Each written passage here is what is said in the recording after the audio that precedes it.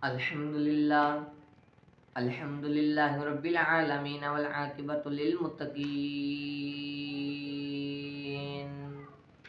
الصلاة والسلام على قائد الغر المحجلين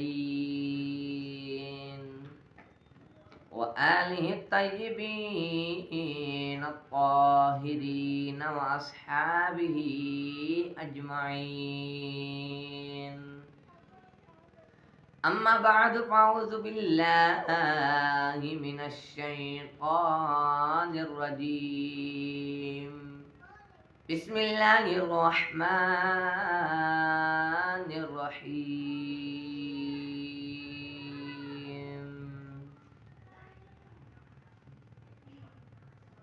وأما بنعمة ربك